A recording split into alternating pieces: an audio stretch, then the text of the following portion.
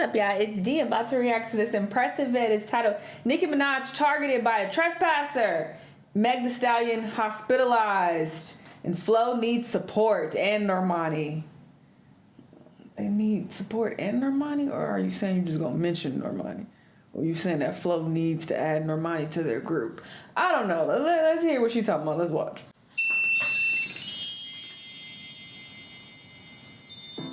Hello everybody, welcome to the Impressive channel. I want to briefly talk about Megan Thee Stallion because she experienced a little health scare recently. Now, she was performing on the Broadway musical called Moulin Rouge, the musical. She actually plays the character Zidler in the musical. And during the performance, she actually was hospitalized. Now, a spokesperson for her did come out and say that she suffered extreme exhaustion, dehydration, vasoconstriction, and low metabolic levels, which is very serious, actually. And Megan did release a statement saying, "Last night was a real wake-up call for me. I've been pushing myself past my limits lately, running on empty, and my body finally said, enough. It honestly scared me. I thought I was going to faint on stage. I really tried to push through my performance, but I just couldn't. Hotties, I want to be real with y'all because you mean everything to me, and I hate letting y'all down. I just need one day to rest, reset, and take care of myself the way I should have been. I'll be right back on stage Thursday, stronger, clearer, and ready to give you 100% the way you deserve." Girl, take 2, 3, 4 days. The hell, these people don't give a damn about you. All right, you need to put yourself first and your health first. All right, so yeah, I've learned that. people don't care. You could get hit by a bus and they just like, anyway, can you perform and do what I want you to do for me for my own selfish reasons? I don't give a fuck about what's going on with you. That's how these fans are, okay? So you need to put yourself first, take care of yourself, and not feel obligated to push yourself past your limits just to satisfy your fan base. Because if you're gone, then what? You know, nobody's happy. So yeah, I think she should take more than one day to rest, honestly.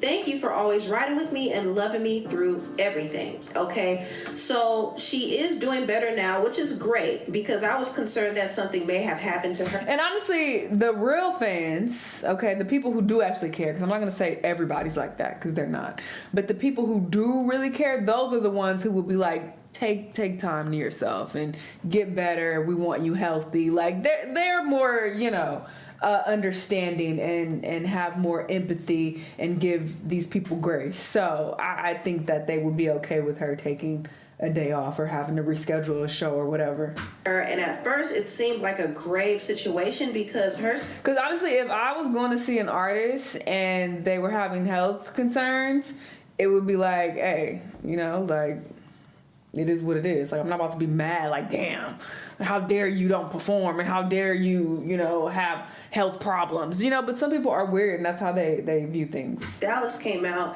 and said pray for her. So it felt like it was something very, very serious. And other people were coming up with their own theories that maybe she was pregnant, or maybe this was a scheme set up by her team to get more attention to the show. But it wasn't that. I think there might be some underlying health reasons. And also, she was overworked. She was tired, and being on Broadway every night is not easy. You know, you have to really be conditioned to do this. And I do think Megan has good conditioning because she has performed a lot in the past several years. Like, she's toured. So this is not new to her, but if she's not taking care of herself and making sure she gets the rest that she needs, it can wear down on her body. And I think that's what happened here. So I do hope she recuperates well. You know, I wish her all the best with her health. And I'm glad that she's okay. Now, moving on, I want to talk about Nicki Minaj, y'all. Once again, another person tried to target Nicki Minaj. Now, Nicki Minaj has been the victim of multiple swatting calls where people would make false calls. I'm not laughing at this happening to Nicki, by the way. I'm just laughing at Impressive in her relationship with Nicki, if you will. So yeah, that's what made me laugh, is how she said that anyway. But I would never laugh at, you know, anybody being in danger. So to the police. no matter how I feel about them or what they've done. And the police would show up at her home, drawing out their weapons on her and her family. I mean, it's been very scary. And Nicki has raised a lot of concern about this. And it seems like the California governor has ignored her pleas. So what she the really fuck he supposed to do? safe. And now you have this random. You know how many people get robbed in LA? I would recommend relocating. That's what I would personally recommend. You can't get mad at the governor. What the hell is he supposed to do exactly? You know, I mean, I'm not too deep into politics, but that just don't sound like that's something he would prioritize or worry about, especially when niggas' houses get broken every day in LA, okay? Celebrities, people who have lots of money, top flight security, they still manage to get their houses broken into. This is a ghetto city, all right? Any big city, really. You go anywhere where there's a lot of people, desperation, high costs, people will rob you and run up in your house and do, shit. So what is he supposed to do? And if it's referring to the swatting situation, once again, what I'm trying to understand what can he do about that? Because they have to take, cases seriously. So I understand why swatting takes place on the police side, obviously not on the trolls who are calling in and reporting falsely. But yeah, I don't know how to combat that. And a lot of people have issues with that. His name is Leland Chandler Adams. He trespassed on her property, trying to break into her home. Oh. And mind you, this man was arrested in the same area 5 days ago, but for some reason he was let out the same day. And it's interesting because he was arrested on the same day that Nicki was supposed to drop her album. But after he was released, he went back to the same Calabasas area and tried to break into Nicki's home. Is he mad? Nicki lives in a high security area, by the way, but he found himself on her property. There was no word if Nicki and her family were there at the home or not, but nothing happened to her, thankfully. But I find the situation very suspicious. Just like it was suspicious when that lady, Ivana Ortiz, shot up Rihanna's home, this is suspicious too. And what's so interesting is both Chandler and Ivana, they had arrest history in different states. Like Chandler was arrested in Alabama, Ivana was arrested in Florida. It seems like those were the states they were from. And they just so happened to find themselves in California, and they both happened to target a celebrity. That's an odd coincidence. And I do remember back in 2023, Nicki exposed this person who allegedly had her home swatted. And she looks oddly similar to Rihanna's shooter, Ivana. Doesn't she? I know I'm not tripping. But when I look at these incidents with Rihanna and Nicki Minaj, from the outside looking in, it seems like an odd coincidence that this is happening to them. But for some reason, I feel like there's more to this. And I think more investigation needs to be done on this whole matter. I am glad that Nicki is okay, but, I do worry for her safety because this is not the first time that she has been targeted. I mean, it's all too weird for me, honestly. And I hate to throw out a crazy conspiracy theory, but you don't hate to do it. You don't hate to do it. This is what you do, and it's a key. Okay, so please keep it up. I am entertained. And I hate to throw out a crazy conspiracy theory, but it almost feels like failed sacrifice attempts. It's kind of scary, but moving on, I want to talk about the girl group FLO and how people are sleeping on them all because they're black. Now, recently I was on Twitter and I saw this discussion about FLO. They released their song called Leak It. Okay, yeah, I saw this pop up on my homepage. I'm about to react to this. I want to check it out, okay? Because listen, I've been giving the girls a chance, okay? The girls. Many chances. My patrons, y'all know. Even people who let me down many times, I still try to give them chances because I still, want to see them do well and succeed. But anyway, I will check out their new song because I haven't reacted to them in a bit on Patreon, so I'm gonna check it out. So at the time of you watching this, it is up right now on Patreon, so check it out if you're interested in my thoughts Link down below to the Patreon. It's up live now. Which I really like. I like that song a lot. I love the dance break they did. I love the video. The girls were serving, right? But people were saying, ooh, I would like this song better if it was sung by a non-black group. Oh. Like this person said, I need to steal this song for real for Blackpink.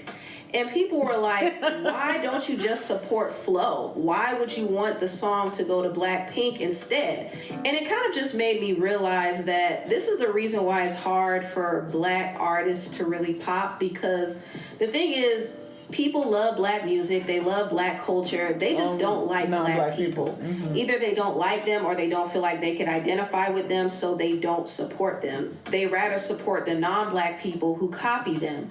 This is why labels are more hesitant to really invest in black artists, and it's hard. It's especially hard for black girl groups. I still mourn over the fact that June's Diary never popped off. I thought it was the perfect girl. I agree with this sentiment to a certain degree, but I think it is a bit of a lazy take to just, lean on that and act like that's the only reason, because obviously we have historically had many successful black female groups. So we can't say that, oh, that's the reason. That's it. Because it wasn't the reason for these other groups. They still made it happen. Obviously, it is harder. That is a fact. But I don't think you can just say that that's the sole reason and it's that alone. A lot of the time, it's also because people don't really connect with the music as a whole. That's just what I find. But I mean, you can't pull up a random racist Blackpink fans tweet and say, oh, see, this is why this represents everybody. It's like they had the talent, they had so much potential, but it just didn't work because they did not have the proper support from the industry, and also they didn't have the music they needed. So yeah, it just fell flat. And also Chloe and Halle, I feel like they separated too early. But if they continued with their momentum, they would have been bigger for sure. And since they went their separate ways, it opened up the door for this group called FLO. Now, when FLO first came on the scene, they had this song called Cardboard Box, and I instantly loved it, and I loved all the other music they released after that too.